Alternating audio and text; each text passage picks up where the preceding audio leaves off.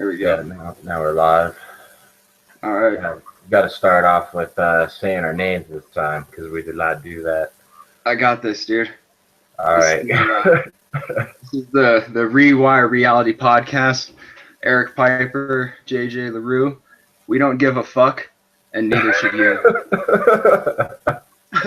That was brilliant. This is episode 2. We don't give a fuck, neither should you. Yeah, dog. That's brilliant.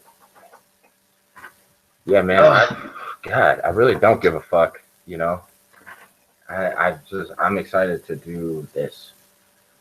Say whatever the fuck we want. Well, my excitement is overriding the amount of fucks I give, so I'm on the path. You know what I'm saying? That's exactly what it is. Dude, and like, people need to understand what giving a fuck, not giving a fuck means, and like, it just means not giving a fuck about like what other people think. It's like being true to yourself. Like, I don't give a fuck. Right. It's having your own opinion above even the influence of other people. Well, and not being afraid to share it, man. Right. Exactly. Yeah. And I find myself like when I'm having conversations and shit, I will edit my own mindset to trying to adjust to the other person. And I'm really over that now, you know, because it fucks with my own vibration. It fucks with my own mindset. So I'm much rather, like, I still want to take other people's opinions in. Obviously, I'm not going to just say, oh, I'm a complete arrogant asshole. But it's like, you know, this is my opinion. This is my unfiltered opinion from anybody else's fucking horseshit. You should angle your camera a little bit more. Roll down? Yeah. There you go. Perfect. This thing's real sensitive. Dude, this chick I know from Stout Street just sent me a message. She said the longest ride on the bench she had was 22 hours in one day. Is that the time out? Yeah. How do you even do that? I mean, aren't you allowed to sleep? She spent 22 hours in timeout in a 24-hour period. That's fucking, dude, she's a savage, bro. So, and I know it was really easy to get to that point, but what gets you 22 hours? Seems like you'd have to fuck up 3 or 4 times. Or you just have to be like a really pretty girl in a house full of haggard bitches. They get pissed. That does make a lot of sense. Yeah, dude, that happens, man. It's rough. I don't think there's. I don't know. Do men get as jealous as of say like a pampa guy who has 3, 4, 5, 10 women than a woman does of a smoking hot girl? I think because we do get jealous for sure. Dude, I think this is what I think. I think they get as jealous, but like women are fucking vicious, dude. Right, exactly. They take it to an unhealthy place that guys don't even consider. It's different, man. Dude, while I was there, like I didn't fuck with any of the girls. I didn't write up anybody, but I would especially not write up any of them. And then I also would not like fill out an indictment on any woman ever. Like, I don't want nothing to do with any of your vindictiveness. It's like, yeah, just let me fly under the radar, please. Dude, do you have headphones? Because I'm hearing my own voice. Or could you even like plug them into the computer you're using? Yeah. That would be helpful. It's a little annoying hearing my own voice and just like mumbled nonsense. You don't like the sultry sound of your voice, JJ? I do like. I'm liking it more and more, but because it sounds so odd to me. And yeah, I was and I like had never considered it because we all think this, like, oh, my voice sounds so weird, but it's like I'm actually uh hearing it from like a filtered thing. There's like whatever stuff in my throat that's like numbing the vibration. When people who are like hearing me say it, they don't hear that. It was really trippy to hear that for the first time. Can you Like, hear me now? oh, okay, that's how it is. Yeah, I hear you. Okay, cool. Dude, it's really hard to sit in timeout for that long. Like, did I ever tell you what that was like? Maybe I can't remember. I think you're just telling me. What I remember is just the audacity of the whole place and how ridiculous it is. All right. Well, yeah. So for people who don't know what the fuck we're talking about, I spent 8 months in a level 6 therapeutic community drug rehab, which there's only like 5 of these in the entire country, and like they rate different levels of therapy on a base of 1 to 7. 7 being a prison and 5 being a mental ward. So All right, I gotta stop you real quick because it doesn't the idea of a 7 being a prison, being therapeutic, doesn't that sound insane? What is therapeutic about going to prison? not I, well, like, the levels from 1 to 7 aren't like, it's not rated on but therapeutic. It's rated on like I'm treatment. just right. I'm just saying it's funny to me that they technically look at prison as rehabilitation, Yeah, which people are. God, that just does not happen. Yeah, it's fucking stupid. But, So anyway, prison level 7, mental ward level 5, Stout Street level 6. So for 8 months, I'm sitting in between a mental institution and prison. And like if you like break a rule, like your shoe comes untied or your shirt comes untucked, or you say a bad word, like you get hours in timeout. And like you'll be in timeout. Like now, the most you're supposed to do in a day is like 12, I guess, legally. But people would still ride like 17 hours all the time. And then apparently this girl rode 22, which is just insane. Um, and I mean, you're sitting on a uncomfortable wooden church pew, and you can't get up and move. You can read a book. They'll feed you like once. If you ride 6 hours or more, you get 1 meal. 10 hours or more, you get 2. And then you get a bathroom break every 2.5 hours. And you get a educational book. But yeah, you're pretty much just sitting there, dude. And like people fucking like walk by and like talk shit while you're sitting there, and you can't say anything either. You're not allowed to speak. You're not allowed to smile. So people walk by and like talk shit to you. People fucking, dude, motherfuckers would walk by and like fart and then like walk in front of you back and forth like 5 times and take off. It's brutal, dude. such a very strange psychology. But dude, like you go through like a crazy range of emotions while you're sitting there, dude, and you can't get up, man. You get fucking like frustrated and you get super angry, and then like, man, like one time like I almost like lost it, dude. Like I started to freak out a little bit, and to like stop myself and like breathe deeply and be like, okay, all I'm doing right now is sitting in a chair. I can handle this. Right. But like, dude, I've seen people like throw their lunch tray across the room, like fucking get up and start screaming and almost like start a fight and then get escorted off the property, like all kinds of shit, dude. It's nuts, man. But I'd recommend like this is what it is, man. It's similar to psychedelics and why people are afraid to do them. You're afraid to do them because you're afraid of your own head and your inner thoughts, and you don't want to be there.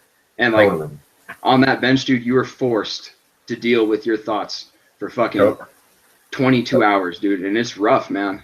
It's hard. That's what I was just about to say is that I mean, solitude might be the most frightening thing to people, you know. And you were that way a lot. You had to be around somebody. Couldn't be alone for too long. Yeah, dude. I get Like, that. I get that for sure. I don't like it. Because we can very easily go insane when we're by ourselves. But man, I mean, if you can conquer that, then you're a powerful motherfucker. So then, do you now agree that that type of therapy, at least that portion of it, is a good thing, or at least can be? I don't know. Shit. Sure. Sure. I have no fucking clue. It's good for No, people, dude. I've been giving myself that therapy for years. So yes, I do think yes, people need to be comfortable in their own head. Absolutely. Yeah, I think You that's the point of that. At least, like, you have to. You have to. To me, you know, I don't know why people are so afraid of it. You know, shit. I mean, if you're not even on your own side, you know, you're in trouble. And it's not that hard that's a to be great on your quote, to be on your own team, man. To be on your own fucking team, dude. rooting for yourself. Think of how Imagine. many people are not on their own side. I, I would say it's the majority of people. It is absolutely the majority of people, dude. Easily. Absolutely. And Sucks. yeah, that's part of the training is kind of in today's world you have to teach yourself that because the world is so insane. You know, a lot of us are just honestly chemically imbalanced. So it's more difficult to be, you know, really happy and really pumping out those drugs, those, you know, serotonin and oxytocin, those types of things. It's more difficult nowadays. Well, it's especially more difficult when like you're flooded with fucking prescription pills and fucking That's the I think that's the number one thing that fucks you up and dude that, but like gets you sideways. that combined with TV, bro.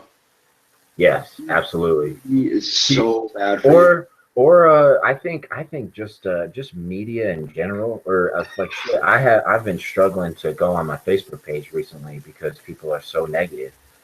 And I mean, it tastes like poison every time I feel it. So um, it's just tough all around.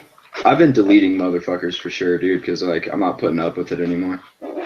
Yeah, I pretty much just want to go back to my pages that are positive for the most part, and will, you know, post articles about, you know, fucking yoga, fucking some sort of DMT breathing exercise, which I've done on occasion, things like that. That shit makes me feel better. And the majority of people, I swear to God, they actively try to make you feel worse. Man, dude, there's this new breathing exercise that like I just heard about on the Joe Rogan podcast, and then I've also been listening to the On It podcast with Aubrey Marcus.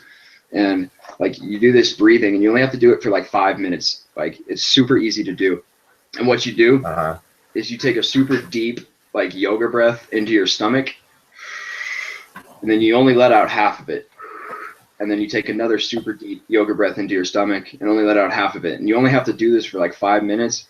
And like I can't remember what they like exactly they said it does for you, but like it puts you in like a fucking super saiyan mind state, which is what's up. That's interesting. Alistair Overeem did it before his fight on UFC and knocked some motherfucker out. That was the best. That was the best he looked in his whole career, I would say. Or Dude, I'm so pissed. Every fight that I've seen of his. I can't believe I missed that, dude. I didn't see a single one of those fights, man. I wish I had seen the Nick Diaz fight so bad. I don't know. People were fucking going crazy over that fight. It was pretty fun to watch. I mean, it wasn't fucking Diego Sanchez and Gilbert Melendez. Yeah, but nothing is. There's not a single fight that's been like that ever, dude. There's a few like, you know, in terms of like emotion and stuff, and a few fights that have been that good, but I don't know. It seemed a little overhyped to me just because the name was Diaz, so it had to just be the most amazing fucking thing ever. Dude, I just love those two guys so much. Those guys truly do not give a fuck. They're awesome.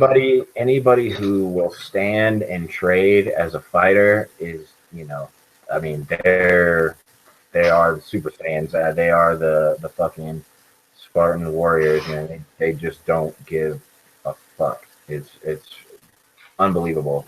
It's very impressive. Because if I was a professional fighter, I wouldn't do that.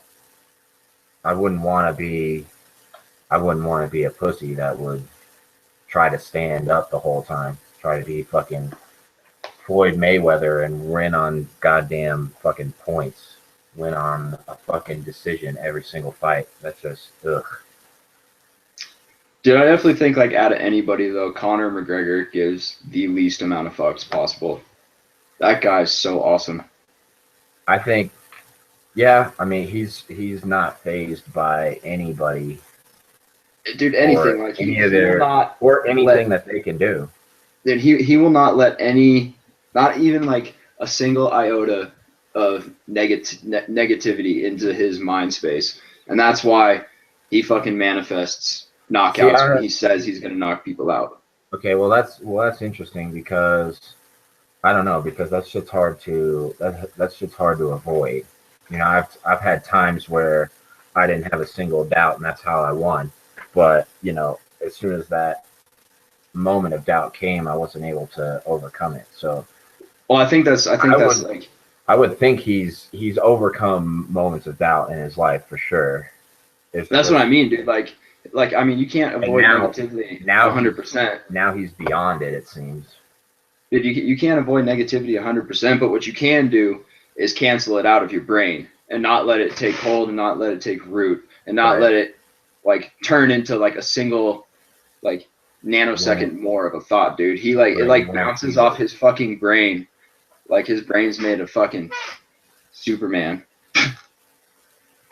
Yeah, and he talked about visualizing what Aldo would do and seeing it in his mind and knowing what he was going to do.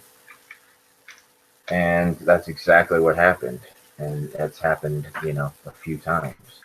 Dude, I don't think people... It's crazy.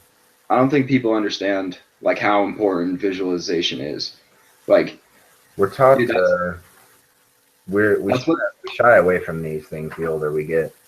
Dude, visualization, that's what fucking Huna's about. Dude, every time I won, or a few times where I won playing poker or whatever, I saw it in my mind. I saw myself winning, and then it happened. Those are the only times that I've won. Well, check it out, dude. Lost it. That's like every single school of thought. That's what Huna teaches. That's what the law of attraction teaches. That's what cybernetics teaches. I mean, it's all like different schools of thought from different cultures and different religious beliefs, but it's the exact same thing, and that's why it works. The fundamentals seem to all be the same. They seem to all build from similar vantage points. Yeah, dude. It's very cool, which is why it's not that fucking complicated, and it should be that scary. And the first thing is, confidence in yourself. That's the first thing. You have to believe before anything fucking happens for you. You have to believe it, and then see it. That's step 2, is seeing it, seeing a clear picture of it, and feeling good about it. Fuck. Gotta feel good about it. It's important. And it's what I would always do back in the day, back growing up playing soccer and playing basketball. Every time we had a long drive, my dad's like, visualize playing well and visualize being successful and winning games, stuff like that. And it helps, man. It really does. What all did you write down to talk about? I'm interested. I didn't write much. It was I just basically wanted to talk about examples of just how dumb we are on planet Earth right now, and how, you know, that's not a big deal. That's okay. We just seem to, we're a lot more arrogant than we should be, and you know, um, we come from, I don't even know how many thousands of years of just fighting and fighting and fighting and human sacrifice and slavery and all sorts of, we just seem to forget all of that nowadays, act like that doesn't exist, and most people don't even know enough about it, and they just don't care. That's why I came up with the name Rewire Reality, is because people have so disconnected themselves from, at least what I perceive to be the realist version of reality that I've come up with, which, you just can't deny the history of this planet, and how little we know about it, you know, and all of that type of stuff. Well, dude, and it's like TV and media throws a weird kink into the situation, because like you're getting fed a bunch of bullshit. Yeah, man, everything is distorted, man. It's hard to get a clear fucking picture. It really is. It really is hard.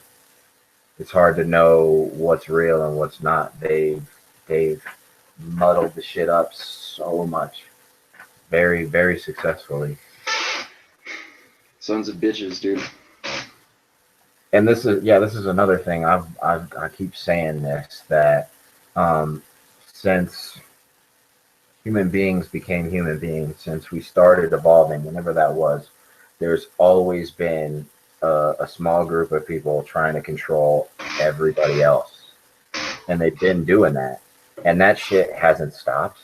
Hasn't stopped because we created the United States, because we got rid of slavery, because the fucking whatever Civil Rights Act and things like that. That didn't change these people's mindset. They still control us, and they still do it, with relative ease. These things are just an example of us pushing against that, but we haven't really broken through yet. Just, and we're at the fucking very beginning.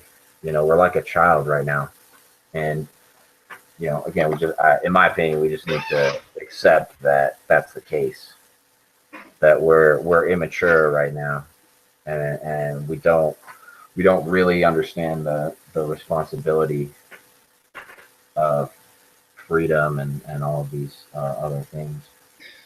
Dude, I listened to another podcast on Joe Rogan with he had this Navy SEAL, super fucking badass motherfucker, who was like a commander in Iraq, and it was interesting, man, because like my like normal thought is like, what the fuck are we doing over there? This is a bunch of bullshit.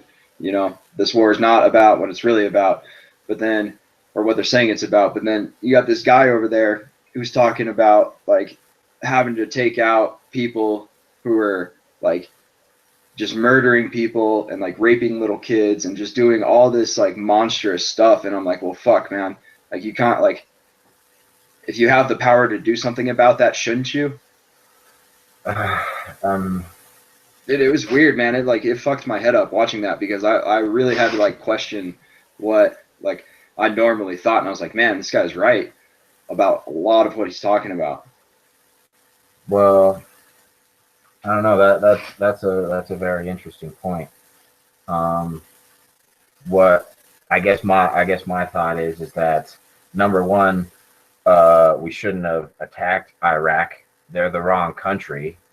Saudi Arabia is the country that set up 9/11 and actually attacked us. And then every goddamn snowball that leads from that, and we can get into that. But Iraq is the wrong fucking country. And I get regardless of that, Afghanistan is the wrong fucking country, and every other country we're fighting in is the wrong country, man. We don't need to be fighting people.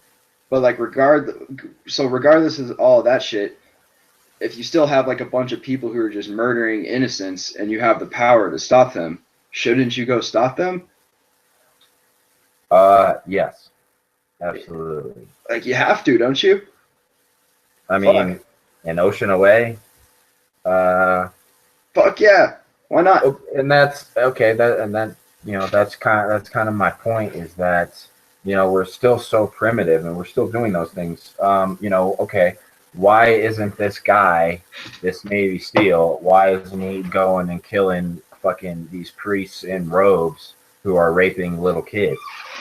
Why aren't they doing that? Good point, man. Good point, dude. Fuck yeah. There's plenty of people who are doing that to kids in America. Again, we're so far from perfect. It's fucking embarrassing. And for us to be policing the world is ridiculous. We've got so many problems here.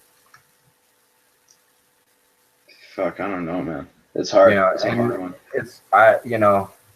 I guess I like the concept. I like the concept of, no matter how small a problem, dealing with it. I appreciate that. But man, I mean, there's a lot of things that our military does that it fucking has no business doing.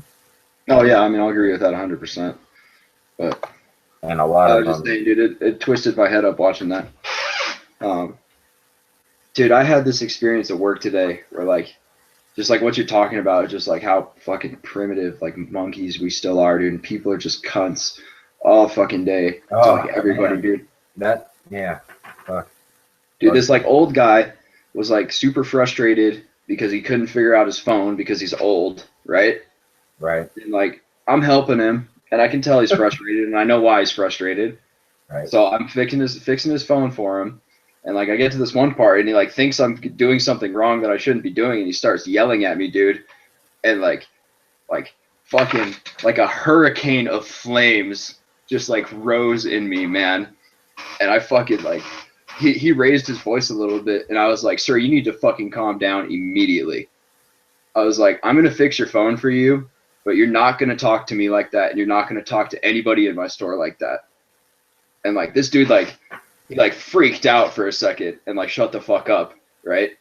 And I fixed his phone for him, and he goes out, man. But like I had an adrenaline rush, and I was angry as fuck that this guy would be a dick, and it was like scary that I got that mad. Like, dude, I have no tolerance for people being dicks. It just, I mean, just my perspective. It always makes me feel worse when I'm being a dick.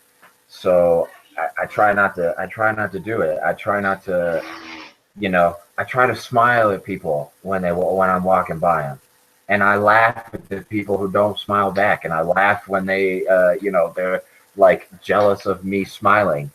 It's crazy how, just a world full of fucking cynics, man. Dude, you'll fucking walk down the street and say hi to somebody and smile at them when you pass by them, and they'll like get weirded out because they're like, "What the fuck?" Like, people don't do that. Okay, so that's another topic is the humanness. We've really gotten away from just being a human being. I mean, this is a little off topic, but just the idea of having to be a college student and have to get a consent form to have sex with a girl.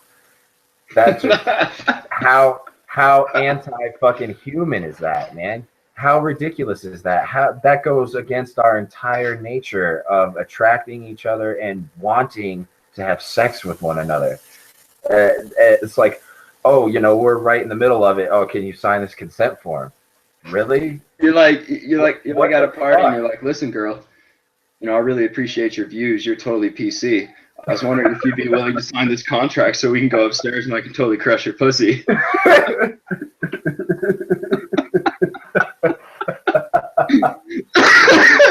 Oh my gosh, that was the funniest shit I've ever. Yeah, dude. And he's like, comes up, he's like, "Did you perform cunnilingus last night?" That's a separate form. Like, oh shit, sorry, here you go. And it just blows my mind. And there's so many examples of how anti-human we are, and to be that big of a dick to a total stranger, you know, you've never given that a second thought, because I think you'd immediately start to feel a little more compassionate. Dude, it was nice though, cause like, like generally my career in the past, I've been used to like talking to people on the phone. So like when like they get pissed, dude, they'll say whatever the fuck they want to you. It's like being on the internet. You can just say whatever you want, Right. like, you know. But like, dude, when I told this guy to calm the fuck down, this guy calmed the fuck down quick. You know, like That's what they do. That's dude, what I'm like, they fucking do. you know, we're face to face, dude. I can reach you right now. I'm a foot taller than you, and fuck you. So it was much nicer than normal. Yeah, exactly. And to for people to have the arrogance to be that big of a dick. Yeah, dude, it's like who do you think you are? Because like you pay me some fucking like the company I work for, some measly ass fucking monthly phone bill and shit. Like you can act however the fuck you want. Like no, dude. Right. Like I'll fucking forcibly remove you from the store. I don't give a fuck. Yeah, it's like I'm a fucking automaton that you now don't have to treat me like a human being because this is my job. Get the fuck out of here, man. I'm not just shutting that shit off. I'm not just shutting my humanness off. And at least like a lot of companies nowadays, like the customer is always right. It's like not a thing anymore. It's like actually the exact opposite. Like the customer is usually fucking wrong, and they're also a cunt. So like if this guy's being a cunt, like tell him to leave because you don't have to put up with this bullshit. Like the money's not that important to us. That's not everybody, but that's the way it should be. I think people like respect that more, man, because everybody's been treated like that before, and it's like fuck you, dude, leave. I don't care. Yeah. I mean, again, getting treated like you're just a robot who does this job is fucking infuriating. I mean, again, I'm a fucking human being. Don't fucking forget that. But fucking, because you think you can exert power over me doesn't mean you really can. Doesn't mean I'm gonna fucking take it. Dude, that's my fucking least favorite thing in the world. Is being told what to do. And I'm pretty sure it's everybody's least favorite thing in the world. It's everybody's. Like, absolutely. Dude, I get this job, and like one of my dad's friends sends me a message on LinkedIn. He's like, "Hey, congratulations on your job. Stick with this one." And I write him back, and I was like, "Dude, like I appreciate that, but I'm not gonna stick with this job. Yeah, I'm not gonna stick with any job." And he was like, "Well, then what are you gonna do?" And I told him, I was like, "I'm gonna create something where nobody can ever tell me what to do again." That's it. That's it. That's it. And shut the fuck up. Yeah, man. What are you gonna do? It's like, and then it comes back to, man, it's like, do you know me better than I know me? And that's all you gotta ask people. It's like, do you think you know me better than I do? All right, then shut the fuck up, please. Well, the problem with that though, man, is I don't think most people, I not even think, dude, I know most people do not want to take accountability for themselves and do not want to have to. That's a problem. Like, the only reason I keep that job, the only reason. They're comfortable and they don't want to be uncomfortable, even though it'll make them happier in the future. Right. And dude, that was one thing like I really appreciate about Stout Street is I was so uncomfortable there for so long that like now I'm uncomfortable being comfortable. Like, right. Like if I'm stuck in a situation because it's comfortable, I'm like, fuck, this is making me uncomfortable. I need to go do something to make myself grow.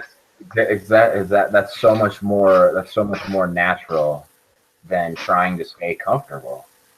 Trying to grow is so much more natural. You feel better. It just makes more sense. Yeah, dude, it does fucking like wonders for you psychologically. God. Yeah, breakthroughs every time. Yeah, dude, you feel so good about yourself, and like it's addicting, man. You want more, and like you need more, and then you just keep getting better and better.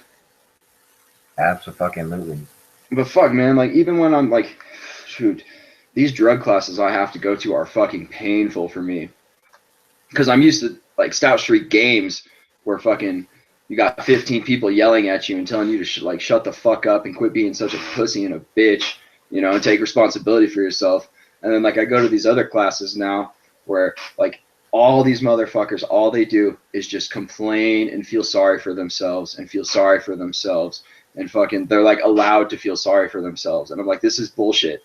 Like, right. Like motherfucker. How many people are in those classes? There's like 10 of us or some shit. All right. And everybody will just go around and bitch and be like, oh, you know, I got all these problems. Like, and you know, they're legitimate problems. Like, hey, my fucking, my husband got murdered, my parents sick with cancer, you know, my kid's sick, I lost my house. Yeah, they're legitimate problems. But like, I'm sitting there and I'm like, motherfucker, dude, like you were born from fucking galaxies colliding and you have stardust in your DNA. You do not have the right to feel sorry for yourself. Well, doesn't matter. Yeah, I agree. I agree. You know, again, you people do whatever they can do to cope. I just think, you know, especially in America, we've had it pretty easy. I mean, our really harshness is not very harsh compared to the rest of the world, and especially compared to the history of the human race. So again, no, we're the biggest fucking pussies in the history of the planet. Exactly. We're gigantic. We're gigantic pussies. We're so soft, and that's why we feel sorry for ourselves all the time. All the time. It's a goddamn epidemic. And then you're allowed to. You gotta exactly. It's accepted. It's accepted. Like, dude, that's the worst part about people like me and you who would just be like, ugh, shut the fuck up. I'm so sick of this complaining horseshit. That, you know, they're like, oh, you're fucking insane. Dude, that's how they look at me in this class now. Really? You're a goddamn loser and I'm insane? Go fuck yourself. Yeah, man, it's bullshit, dude. And again, just accept it. Every fucking winner accepted at some point in time that they were a loser and they weren't going to stay a loser. It's as simple as that. Fucking Michael Jordan got cut in high school, and he's arguably the best athlete of all time. I don't know about athlete. We'll go with basketball player. Dude, I hate on baseball a lot, but dude, he almost became a professional baseball player within a year. Yeah, whatever, dude. Throw him in a fucking MMA cage. We'll see what happens. Wrestling. I bet he'd pick it up if he wanted to. Absolutely. But get stomped. He'd pick it up if he wanted to, and he'd get stomped for a year, and then he'd be the best one. He'd be the best one in the gym. Dude, I was watching a video about Conor. Michael Jordan. I was watching a video about Conor McGregor today, and like I loved what he said. Like they asked him about talent, like natural talent, and he goes, "There's no such thing as talent." He's like, every single one of us is a human being. This is all about work and mindset. And I was like, that's fucking tight. Yeah, I agree too, man. I agree. It's, you know, I mean, like, you know, what talent is there? Like in basketball, there's being tall. I mean, that's really it. Everything else you have to fucking develop. There's no such thing as being naturally good at it. I maybe, but not really. And I don't think so, dude. I think like you develop those skills growing up your whole life, man. I think like you played a lot of sports, you used your body a lot, you got used to moving and controlling your physical form, right? Like your whole life, so you're good at it. The best at it are the ones who have the mindset and the work ethic. That's it. That's the number one fucking skill, is the mindset and the work ethic. That's why there are plenty of fucking great players in every sport, great fighters who don't have never got the belt, never won the championship. They didn't have the mindset, or they didn't develop it quick enough. Because it's tough, man. I mean, professional sports, your window is so fucking small. Somebody's going to come up and beat you. I hope Conor McGregor never loses, though. I would love for him to be able to do that. He's going to. I know, but I hope he doesn't. It would be He sick. is going to lose, just like Bones is going to lose. They're all going to lose. You seen Rock videos of gonna Bones lose. powerlifting? Yeah, I have. Fuck, man, he looks scary. Yep. And he's still going to lose. It's why I fucking, it's why I love the goddamn sport, man. It's just epic. It's just epic how fast it's evolving. It is, dude. It's so badass. It's one of I've thought this for a while that sports is one of the few examples of human evolution left on planet Earth. Everywhere else we're kind of stalled, but in professional sports they keep getting better and better.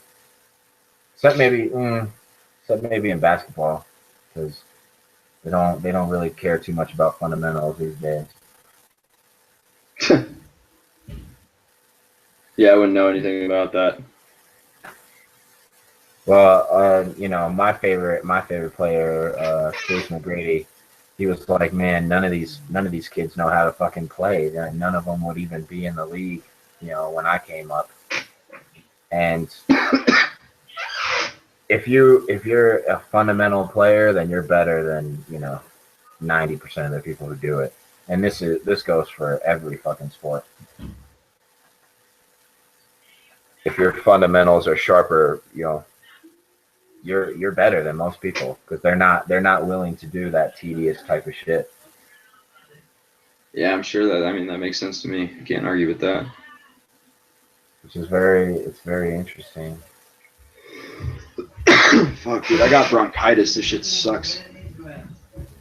You sound all right. Well, I'm getting over it now, but I got just been coughing, dude, for like 3 weeks. And like a week ago, man, I was waking up in the middle of the night, and I was waking up because I couldn't breathe because my throat was swollen shut from like coughing. Not cool.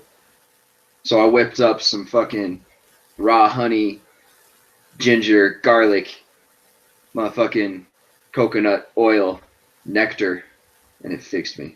You got any cinnamon in there? Nah, dude, I was reading about that though. Cinnamon and like turmeric, man. Turmeric, fucking people are raving about that shit. Turmeric is the shit. I really like it. Yeah, dude, I can't wait to like buy everything awesome that will make me healthy. Me too. It's one of the main reasons why I want money. Yeah, man. It's doing all these cleanses and having all these supplements and all that type of shit. I just can imagine how fucking good I'm gonna feel. Dude, I've been looking into those all cleanses. the time. It's just everything I read about it. It's the shit, and it's also a must because of just the way we live nowadays. Are you still intermittent fasting? Yeah, I've pretty much got that shit down. Yeah, dude. I don't even feel, even if I don't have like a late dinner or whatever, I'll still wait till at least like 11:30 or noon to eat breakfast every morning. Yeah, for people who don't know what intermittent fasting is. Got that shit down. Like intermittent fasting is this it's not really a diet, but it's like an eating pattern that you do because like our bodies are still the same bodies that we had when we were hunter-gatherers thousands of years ago, when you wouldn't be eating 3 big-ass meals every single day. Like, you'd maybe get 1 big meal if you killed an animal that night, but the rest of the time you're surviving off like little amounts of food, which is why the human body's so good at storing fat. Right. It's not like we could fucking deep freeze that animal meat. It's not like you go to fucking McDonald's and get like a Big Mac 4 times a day with your fat ass. So, like, not even fucking real food. In order to mimic this shit, you fast 16 hours or more every single day, and then you have like an 8-hour window to eat. And like, it forces your body to use your stored fat for energy instead of the food in your stomach, forces your body to create more human growth hormone because you need muscles to hunt. So like, you still have to be able to produce muscle. So fucking build muscle faster, burn fat faster, fucking increases your ability to process insulin, like boost your fucking immune system. Basically, like a borderline superhero if you do this shit. They call it the Spartan diet too. Yeah, I mean, I still like. I think I'm still, and I bet we both are, and I bet there's millions of people out there that are still just like a little clogged up, really. And that's why I think you got to do cleanses, number one, and then all of these other things will have exponential effects. If all of your organs and your intestines and all of that shit are operating at 100%, and then your brain isn't working as hard, and your heart isn't working as hard, and then Dude, everything just fucking flows. you know what I really noticed, man? Like I just like it took me a while to like think about this, but like I used to get this like after like because I used to eat a big breakfast, like that was my biggest meal, and then I'd eat like a decent sized lunch, and like at work I'd usually like crash around like 2 and get super like lethargic and tired from like having to process all this food, and I don't have a crash during the day anymore. Like, dude, I feel fucking on point all day. Yeah, yeah, that's definitely Dope. true. That, yeah, and I was what was his name, Steve Maxwell, who like worked out with the Gracies and is a super fitness guy, been on the Rogan podcast. He was like, if you're sick, if you have a cold or something, you should fast because Yeah. digesting is like one of the most difficult processes for the body and really slows you down. So that was very interesting, and that falls right in line with why you should fast. Is because if you're like me, or you're like plenty of obese people on this planet, you're probably eating all the time, so you're digesting food all the time. And So you're digesting like you're not even digesting food, dude. You're digesting like a bunch of you're processed bullshit that digesting like exactly. You're digesting like this fucking black sludge that your body yeah. has no idea what to do with. Yeah, they're like And fuck. it's impossible to I can't believe people get out of fucking bed, man. I mean, I don't know how they have energy to do anything. It blows my mind. Like they really force themselves into doing it, whatever it is they do. It's kind of like become like a really like sad existence that like the modern American lives, dude. Like It's so unnatural. it's crazy, bro. It's so fucking far from nature. It's ridiculous. Dude, like you wake up to like this like electronic beeping noise from the devil, and then go Oh, some like eat a bunch of bullshit in the morning, like bunch of fucking sugar.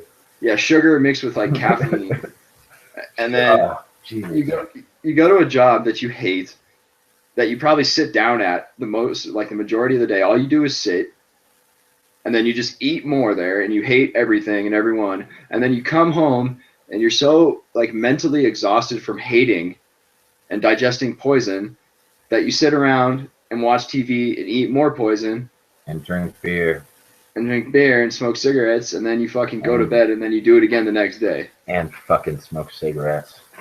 Yeah. I'm sorry, but I have no sympathy for people who smoke cigarettes. Fuck no, dude. Fuck. You suck. Yeah. And Straight up. and again, I've never met a person who was happy that they were smoking cigarettes. I've never met a single one. Every single person's like, when they ask me and I'm like, nah, I don't do it, they're like, good. Yeah. Every single person. I'm That's the exact dialogue. Good. I'm the same way with obesity, dude. I have no sympathy for obesity. Like I don't give a fuck, man. I hate how like, man, you see fucking, oh my god, this drives me crazy on Facebook. Like these like big girl memes, like be proud that you're a big girl. Like no, fuck you, fat bitch. Go get on a treadmill. No, I'm sorry. No, you should not be proud of that. It's not cool. Because it's unhealthy. It's so true. And again, you're a girl. What else do you have besides being attractive? I mean, if you're not attractive, you're not going to get an attractive guy. So, I don't know why being proud of that is better than doing something about it. Oh, it's just like I know that I hate myself and the way that I look, because every time I look in the mirror, I'm disgusted. But saying that I'm proud about it is better than doing anything. Dude, that's exactly, like, you're proud that you hate yourself and you're proud of being unhealthy is what you're saying. Yeah, and it's exactly the same with cigarettes, man. You prefer having an excuse for sucking. Yep.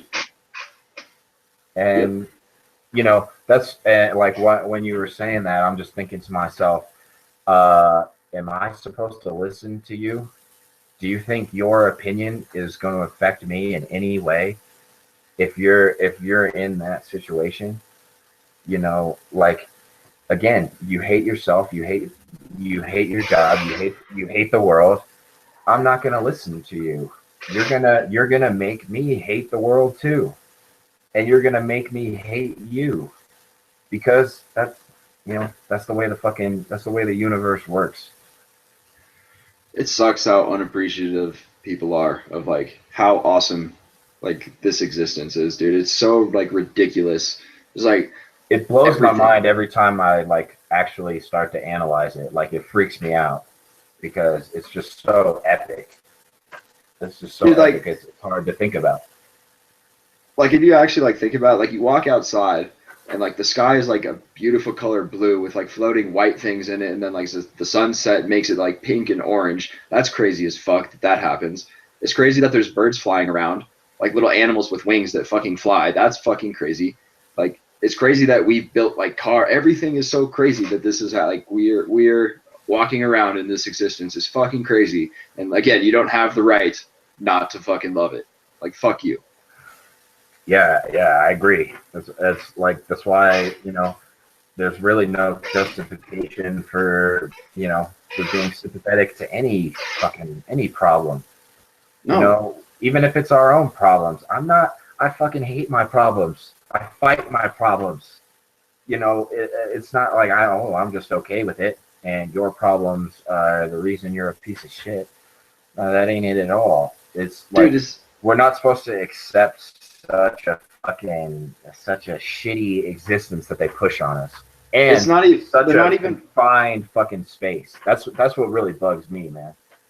Dude, they're not even problems. Space. It's not problems. It's like you said, dude. It's training. It's training. It's training. You're fucking training. There's no such thing as a problem. No, it's not a problem. It's training. You're getting better and you're learning from this, dude. Yes, you're training. Like, dude, that's how I even look at like both my parents having cancer twice and losing my mom. Is like, it's okay. It was a good thing for me. It was really fucking hard, difficult training, and I'm better off because of it right now. Yes. Like, you have to look at things. This is the way life works. I could, if I wanted to, I could blame my parents for the way I think and the way I live. I could blame them for that, but I could never seriously justify it to myself. Because it's like, oh, really? I have no control at all. I don't make my fucking own decisions. That's not how this shit works. Yeah, dude. But again, a lot of people, that training, will make them worse. It'll train them into excuses. It won't make them worse. They'll make them worse. Right. Because that's their excuse, and people fucking love it, man. Excuse-itis. It's ridiculous. Excuse-itis. Weak bitchdom. Yeah, but again, how not too many people will look at it like training. They won't have that realization. Well, dude, I don't even think that, man, it was fucking super duper interesting for me that you came up with that when you did. Because, like, I've never heard that come out of your mouth before. And I've never thought of that. But, like, dude, when I was at Stout Street, like, I thought of it like a week ago. It clicked in like a week ago. Well, dude, check this out. That's exactly what I was taught to do at Stout Street. Because, dude, like, life sucks so bad there. And, like, especially for me, when you're in trouble all the time and you're working 7 days a week from 6:30 a.m. till 9:30 p.m. and you can only sit down during meals, dude.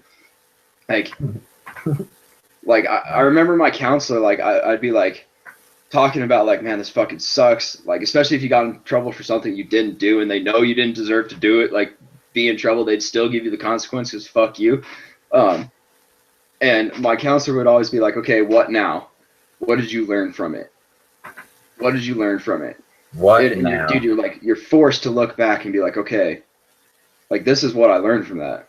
Like, I did learn something from this. Like, I did gain something from this. I did gain something from this training. Right. And what now? What now is all you got to ask yourself. Yeah. Man. What am I going to do right now?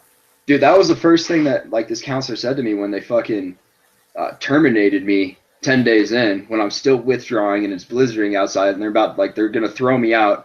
They're calling my probation officer. I'm calling my probation officer. I'm fucking crying, dude, because I'm scared, because I know like I'm in bad shape and I'm going to have to do something that involves drugs to get money and survive, which means I'm going to use them too. You know, like, dude, my life was on the line that day. And like his boss orders him to let me stay. And then she tells me to go talk to my counselor. And like, I go fucking unload that. Like, he knows what's going on because he fought for me to stay too. And I go into his office and he looks at me and he's like, man, you look like shit. And I'm like, yeah, dude, well, fuck, you know exactly what just happened to me. And he goes, yeah, so now what? And that's it. Now what? Fucking best counselor ever, bro. I'm writing this down. Yeah, dude, now what? What now? Great new catchphrase, bro. That'll be in the description. Fuck yeah, bro. Because that's one thing I was like, oh, I'll take some notes so I actually have a legit description for this. Yeah, definitely add some descriptions to these. I like that. I was thinking that too. But dude, it was so cool that you came up with that training, and like that's exactly like how my mind was rewired at that place to like look at everything. Yeah. And again, dude, it was just the fucking universe and law of attraction and all that shit just coming together, bro. Yeah, dude. And the confidence builder for me, because they put the Bourne movies, or they put the first two Bourne movies on Netflix, and so I was like, oh shit, I want to watch those. That's some of my favorite movies of all time. So I watched them, and while I'm watching them, I'm like, man, I would love to read those books. I would like legitimately fucking sit down and read them, and that's all. Didn't think of it again. And then me and my mom go to the library, fucking, I don't know, a few weeks later, and I'm looking for Stephen Pressfield, and I'm looking for fucking Robert Greene, and I find this Bourne series with like 12 fucking different Bourne books, and it has the first three, and now I've read the Bourne Identity. And fucking, it was phenomenal. I absolutely loved it. And again, like, I didn't think of it at the time, but it's like, you know, shit, that's another example of the universe providing, the universe responding to, you know, a completely non-resistant vibration. Dude, the universe provides, the dude abides. Best quote ever. Which, yes, it is. It is, dude. I agree. I'm thinking back to that Musashi quote that I asked you that about, like, nah, dude, Musashi doesn't have shit on JJ LaRue. But again, at the time, it was the timing of the quote. It was just amazing. But dude, it's actually not true. It's actually not true. It's actually the dude abides, the universe provides. That's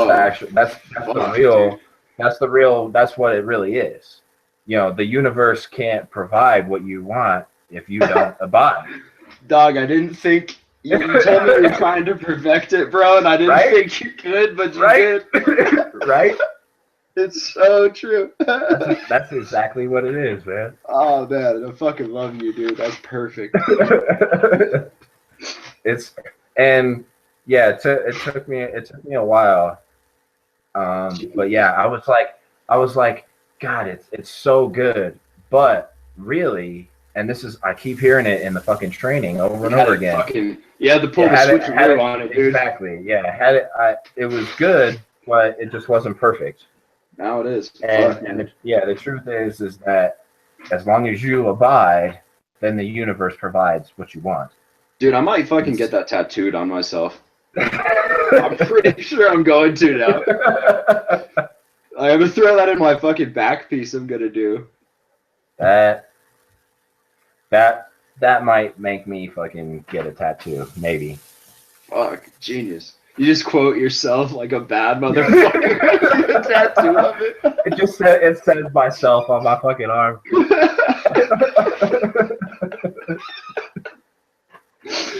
Oh, that's funny shit. Nah, and dude, one of the funniest fucking, I swear to God, man. It was probably a few weeks later after I had come up with it, and I'm just sitting down and I'm talking to my dad, and I'm like, the universe provides, and I wait like 2 or 3 seconds, and he's like, the dude abides. I was like, oh my fucking God. He fucking said it.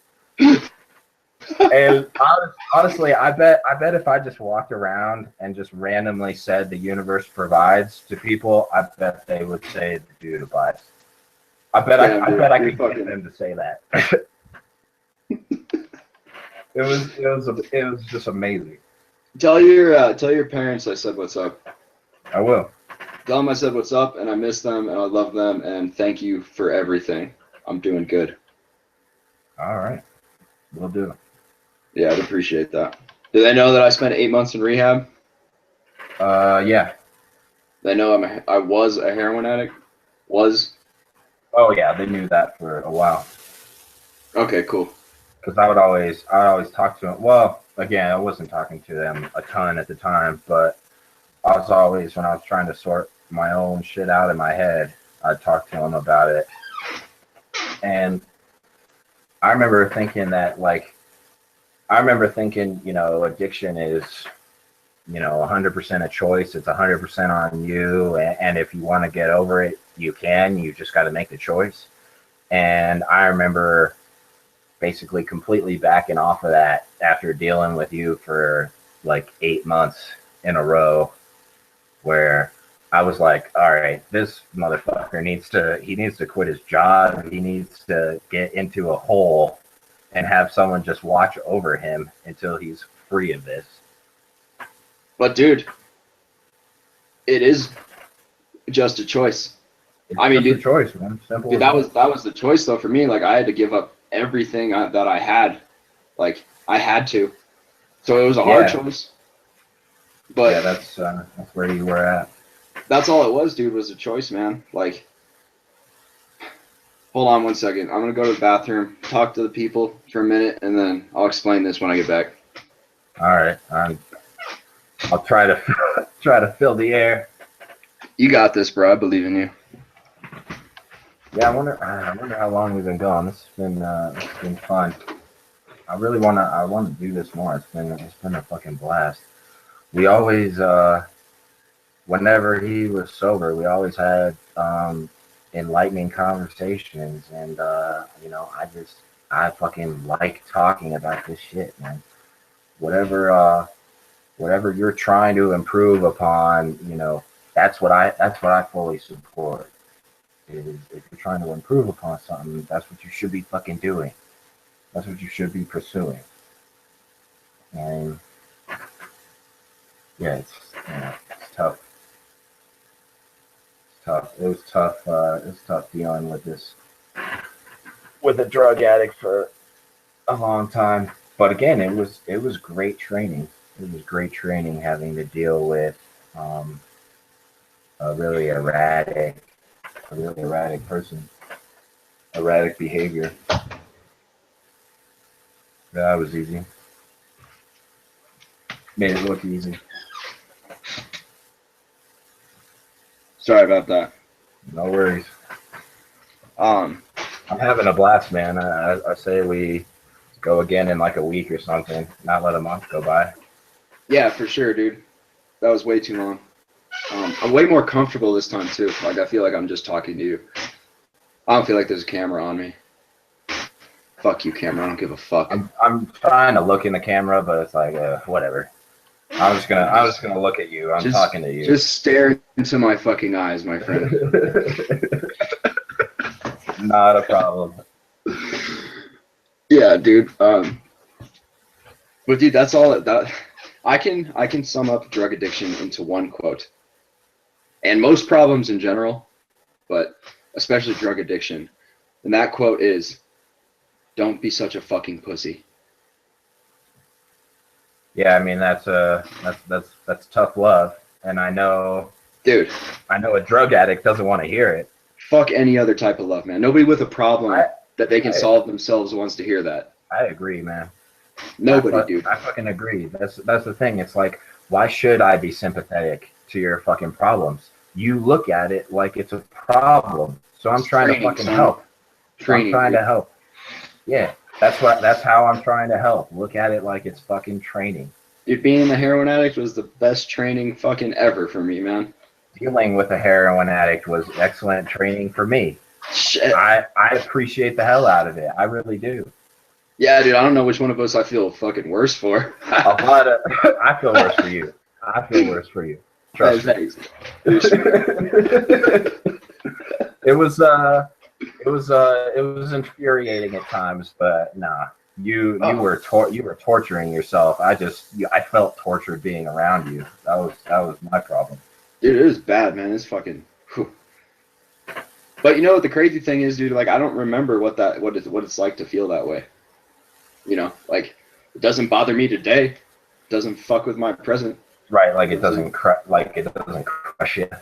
Dude, like I don't remember the pain of like having to withdraw for fucking 2 months straight and not sleep more than 3 hours a night for 2 months straight and just sitting in Stout Street in my room on the bathroom floor with the fucking shower on hot to steam myself every single night, dude, at like 3 a.m. Like, I don't remember how bad it was. Like, you know what I mean? Like, it doesn't affect you now. Like, I'm just good. Yeah, I mean, again, it's fucking, what now? What now is the fucking question. Yeah, what now, dude? Are you going to feel sorry for yourself right now? Or are you going to look at it like training? Or are you going to feel grateful for the experience? Dude, and like, notice like how like I make sure to say I was a heroin addict. Not I'm a heroin addict. No, I was one. Like, dude, the word everybody. You couldn't fucking say that shit to me, because I'd fucking end this shit. I'd be like, you're a loser. You know, you suck. Yeah, that's literally what I would do, because I'd be like, fuck this guy, man. He's the exact same. He's the exact same as he was. Dude, fucking, like, every single, like, rehab uses the term being in recovery. Like, I am still in this. I'm still dealing with this. This is not done. And that fucks everyone, dude. That's the hook, man. That's the hook. Yeah, dude, it takes the power away from everyone, which is, like, what they've done in the addiction industry. Is like, you have no power. You're powerless against this. God help you. You're fucked. Like, you're still stuck in this. Like, no, dude. It's across the board, man. It's across the board. They want you to be powerless to everything. I mean, they want you to look at government and say you're powerless. They want you to look at the cops and say you're powerless. Doctors and say you're powerless. They want you to feel powerless all the time. And it's the biggest goddamn crock of shit of all time. And if you're voicing those words, like, I'm in recovery. No, motherfucker, I'm recovered. I'm recovered. Done. I'm done. Complete. Finished. I'm good. Exactly. I'm good. That's what I am right now, is fucking good. Exactly. Like, and dude, that shit fucks people up, man. It's so bad. Yeah, they just don't, I don't know, they don't trust themselves enough, which, they're looking too much for something outside of themselves, and that trips them up too. You know, there's plenty of people that I will listen to, but I'm still gonna form my own opinion. I'm not just going to regurgitate what they say, because I know how bad that feels when I do that. And I know that I'm wrong when I just regurgitate other people's shit. Dude. Got to be your own fucking person. Be your own savage, dude. That's step one. Is fucking try to find who your fucking authentic self is. Yeah, dude, and embrace it. Like, it's okay. Exactly, embrace it. It's what you're supposed to do. Like, it's what you want to do. Yeah. I mean, it's simple as that. You want to do that, and if you say that you don't, you're lying. Fuck. It's very simple. We gotta demystify improving yourself and being happy. Yeah, I mean, dude, these are like hard. These are like far-fetched ideas in our culture today. Being happy, they're like, fuck you. Why are you happy? I'm not happy. Go fuck yourself. I'm gonna do everything I can to make sure you're not happy anymore. That's why you gotta fight. It's what I keep telling myself recently, that it's like you gotta fight. There's a lot of people who want to make you feel worse, and you have to fight those people. And it starts with your mindset. But yeah, dude, I think I'm gonna write a book on addiction, and it's gonna be called Addiction, Don't Be Such a Fucking Pussy. And then you'll open up the book, and it's gonna be one page with one sentence on it, and it's gonna say, "Don't be such a fucking pussy." That's all you need to do, dude. That should be it. I mean, and that means like you can apply that to whatever you want. Yeah, dude, and like if that means like you're in a situation like I was, where you need to fucking lose your job and you need to not have any money and you need to donate every single thing that you own and give up everything, then don't be a fucking pussy and do it. Exactly. I mean, why is that so difficult? I mean, possessions are important to people and shit, but it's like, if you know exactly what you need to do, why is it so difficult to do it? Fuck, man, and I'm a perfect example of that shit. Like, perfect. That's all I did, dude. I told that to my dad when we were eating lunch the other day, and fuck, man, like, Michael's been struggling for a long ass time, and I told him not to be such a fucking pussy, and he made it sober through like a couple days for the first time in fucking who knows how long. You know what I'm saying? Like, yeah. No, dude, fuck you. Like, you're not allowed to feel bad for yourself around me. I don't give a fuck. That's exactly it. That's how I feel. You're not allowed to feel sorry for yourself around me. No. Don't bring that shit to me. And people don't because they know I don't fucking stand for it. No, dude, and it fucking lights a fire under their ass, man. They're like, you know what? Fuck this motherfucker. I'll show him. Which, dude, that's like one of the best motivators ever. Like, fuck you. Watch. Yeah, it should. Good, man. Fuck me. I'm down. And again, whatever works. Whatever gets you motivated. Yeah, dude.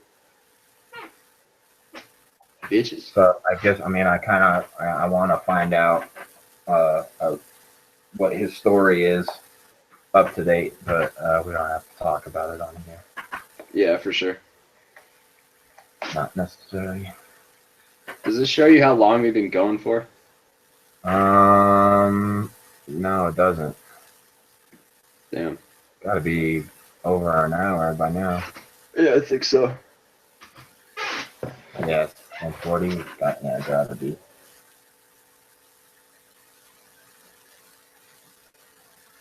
Yeah, man, that's fucking. People don't have these fucking conversations anymore. Dude, and fucking not enough of them. Dude, I'm sitting in these new drug classes too, and they like ask me every single week, like, are you on methadone? No. Like, no, fuck no, actually. Fuck no. Like, and they'll get mad at me because I'll be like, no, fuck no, dude, that shit's not helping anybody. And they're like, no, it may not have helped you, And I was like, no, you are not helping anybody with that. You're keeping them addicted to something, and you're keeping them in recovery instead of having them recover. Exactly. And you're poisoning them with some fucking ungodly substance that is horrific to get off of. Like, I can't believe that, like, people think that it's okay. They're like, here's your methadone, feel sorry for yourself. That's your therapy, motherfucker. Yeah, I mean that seems to be we live in a world where we'd rather have residual income, which is people coming back, versus actually helping people. Oh yeah, I know, it's dark. You know, and it's like you're a goddamn therapist. You know, you're a psychiatrist, whatever the fuck your title is, and you don't help anybody. I mean, show me the people that you've helped, and what percentage of the people have you treated? Because again, dude, all of these words, man, they're fundamentally against people. I mean, calling you a patient instead of a person, you know, that's designed, I think, to make you feel worse. Telling you that you need treatment, that's saying like there's actually something, you know, legitimately wrong with you. And that's just not the case. Again, your mind, your thoughts are just not allowing you to feel good right now. That doesn't mean that there's something wrong with you. It just means you need to adjust your thoughts. Yeah, dude, the only thing that was wrong with me was that I was a raging pussy. And that's it. Yeah, who felt sorry for himself. Yeah, that's it, dude. And like, that's also super hard for people to admit for some reason. Yeah, yeah. Which I don't know. I don't know. They must not have somebody to go to where they can admit that, or they're willing to admit that. You know, which is just more. I guess that's tough. But again, you're just coming up with your own fucking excuse. No, yeah, it's just more of you being a pussy. Right. You should be able to do it on your own. You're such a fucking pussy that you will not admit that you're a pussy. That's what pussies do. It's crazy. It's a very fundamental fucking law. Which, you know, I mean, again, like it blows my mind that people will, you know, want to fight over their favorite fucking sports team, and yet they're gonna get raped again on their taxes for the fucking 20th year in a row, and they could give a fuck. Well, dude, it's all just distraction. Anything to fucking take you away from fucking getting better. Yeah, and to make you feel like a fucking loser. Stupid. When it's just, you know, again, like it's a miracle that you are who you are and you're at where you're at. It's a miracle. And, you know, we just, again, I think it comes back to the whole addiction culture, and just not getting access to the right medicine. You know, we would not be this big of a fucking of cunts if everybody had access to weed whenever they wanted to. If they had access to mushrooms and DMT, and had access to like the legitimate statistics on these things. Dude, did you know that in states where medicinal marijuana is legal, there's been a 25% drop in opiate addiction deaths? I heard in prescription painkiller deaths is what I heard. Yeah, opiate deaths. That's, again, you're trying to tell me that's a coincidence, asshole? We talked about this all the time. You know, when you were high on the shit, we talk about it and be like, are you really that motivated to do heroin when you're high on weed? No, you're not. It's so interesting to me how easy it is to think about positive things when you're high and immediately get to that place. And I think everybody ultimately gets to that place as long as they're not into the whole societal, the way you're supposed to react when you get high, which is be paranoid and stupid. It's not even paranoia, man. It's, oh man, like I fucking acted like an asshole the other day, and I don't like myself because I did that, and they call that paranoia. Like, Yeah. no, like they say, oh, weed makes you self-conscious. Yes, it does make you self-conscious. It makes you conscious of yourself and what you're doing and how you're acting. Isn't How that is a goddamn beautiful thing? Because I fucking love it. Yeah, dude. I fucking love it. It's addicting. Dude, and you know what, man? Like, back in my addiction, it got super bad for me when I had to quit smoking pot because of probation. Okay? And then it turned back around, and I decided to quit being such a pussy and to give up everything I had when I started smoking again because I didn't care about probation anymore. Right. And then even more than that, dude, like I would not put a needle in my arm when I was high on weed. Weed would be like, yo, man, the fuck? Yeah. And I'd be like, you're right. Yeah, exactly. You're right. You're right. Thank you. I really appreciate that. I was about to do something stupid. Thank you. Yeah, thanks, weed.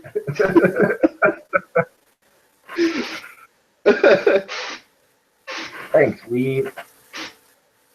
Should be the title. That's, you know, and that's like we really are. We're mentally ill, immature assholes, and we need to accept that. I mean, I'm the same way, but we just need to accept that and just say, all right, let's improve now. Let's get better. Let's stop regressing. Dude, when I graduated college and like got into the business world, like the first thing I noticed was like I was like, oh no, everybody still acts like a child, right? In the business world. Like I thought I was gonna be done with this, but like I'm working with like 40-year-olds and 50-year-olds, and everybody acts like a child. This is awful. I thought this was gonna get better. It doesn't. Yeah, dude. I've started maturing. I wouldn't say I became mature. You know, I'm still pretty young, but I started maturing, and then I look around and I see adults that are doing they aren't doing the shit that I'm doing. You know, they're not getting over the hurdles that I'm getting over. I'm like, holy shit. And it goes back to that Joe Rogan bit. He was like, we're so fucking dumb, and yet we act like we know what's going on. So we'll walk up to somebody and say, you know what you're doing? Yes. All right, then. I know what I'm doing too. All right, good. And it's like, really, we don't have a fucking clue. Bro, I do respect you, bro. I do respect you, bro. All right, good. I respect me too. This is crazy. But yeah, I just, you know, I think there's nothing wrong with admitting that we're still really childish and we're still really immature, and you know, we're really not headed in a very good direction right now. Well, dude, human race. this is super interesting, but like, you know, the transactional analysis that they taught at South Street and like the ego states of the human, and like, you know, there's the three major ones: the child, the parent, and the adult ego state. Okay. Nobody's resting ego state is adult. Your resting ego state is either coming from a parent ego state or a child ego state, and you have to talk people into an adult ego state. But like, you're running around as either a compliant child, a free child, or a rebellious child, or a critical parent, or a nurturing parent 100% of the time until you get into adult. Wow, that's impressive. Yeah, dude.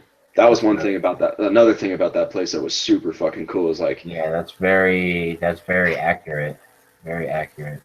yeah, dude. And then like once you like know this information, like you can just mind fuck people into their adult ego state if they'll like hang around long enough for you to get them there. Yeah, that's what's interesting is that, you know, you can by knowing just a handful of things and implementing them, you can teach so many people because they either just didn't get the information or they just weren't willing to apply it. Well, dude, and you're also, I mean, you're not going to win every battle because, like, I mean, like, Of course not. when I was in games, I knew what was going on, even when I was being gamed. And there was just some days where it's like, man, I don't feel like going adult today. Fuck you. Like, I'm gonna stay rebellious child just to piss everybody off because, like, fuck you. Right, but you're in that conscious state. Yeah, but most people. Where the difference is that you actually made the decision this time instead of naturally doing it, subconsciously doing it. Yeah. Yeah, that's very interesting because again, that's the number one thing, which is, you know, our number one problem on the planet is that, you know, we're not even aware of the majority of these things. You know, most people aren't aware that there's an experience that you can have that only lasts 10 minutes and it can open you up to an entirely different universe of thinking, a universe Dude, of like, energy and thoughts and just clarity and strength and energy and all of these fucking magical things. you know what's really weird too is like you'll tell people like, hey, there's this thing where in 10 minutes you'll be opened up to all this shit you just said, and they'll be like, fuck you, bro. Like, I don't want that. They're Yeah. like, wait, why not? Yeah, I don't, you know, if you're one of those people, I don't want to know you. I don't want to talk to you. You're a piece of shit, in my opinion. It doesn't make any fucking sense to me. You know, oh, here's this awesome life-changing experience that you could have that will totally, like, for me, I like to think back if I'm ever feeling anxious or whatever the fuck it is. If I'm ever feeling bad, I like to think back to those trips and be like, there's no such thing as a problem. And there's no way that I can justify feeling bad. I can't do it. And that's one of the realizations that I've had is that I do feel bad, of course, but I can never justify it to myself. So I can never stay in that place for very long because it's just wrong. It just fucking rubs me the wrong way.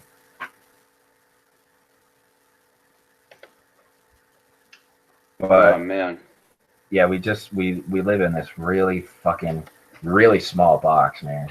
Really small box. And you start to fuck with that box or start to fuck with a person's box and they hate it. They fucking hate it. You're so resistant to any type of change, any type of evolution. fuck off my box, bro.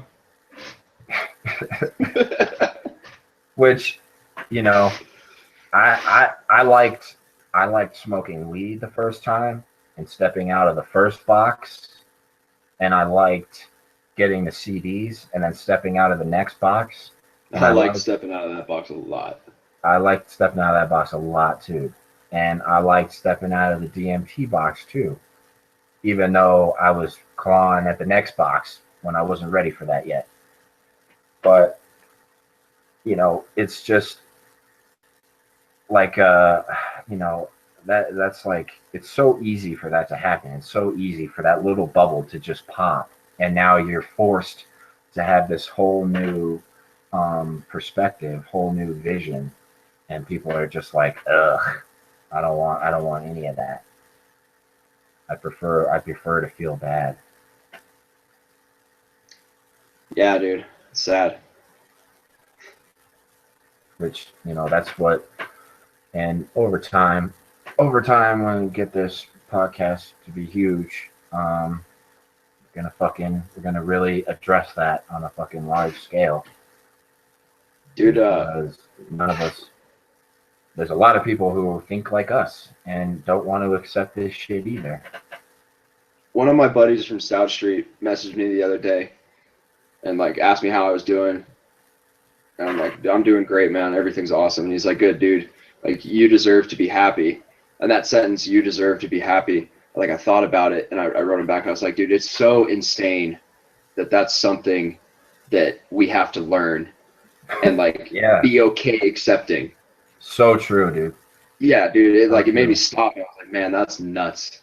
And that's interesting because I think like literally just in the last few days I've been pondering that as well. And that exact thing that like you literally have to like come to that point and Yeah. be okay with it and be like, yes, despite what every single motherfucker has ever tried to tell me, I do deserve to be happy. And so does everybody else. So does the asshole who's telling me I don't deserve to be happy. We all deserve it. It's all inherently where we're going and where we all want to be. So, you know, to not pursue it is just it's deadly is what it is.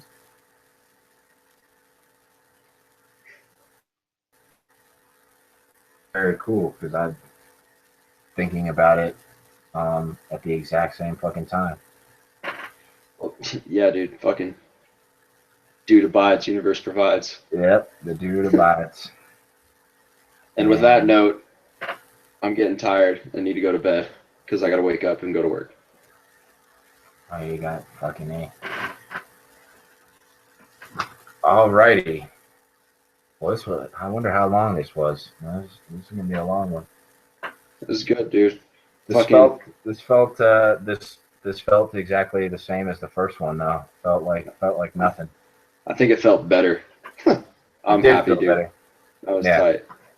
Fucking Rewire reality. Eric Pieper, JJ LaRue. We don't give a fuck, neither should you. Neither should you. Holy shit. If that's not just the best damn thing I've ever heard. Yeah, bro. All right, peace out, everybody. Later.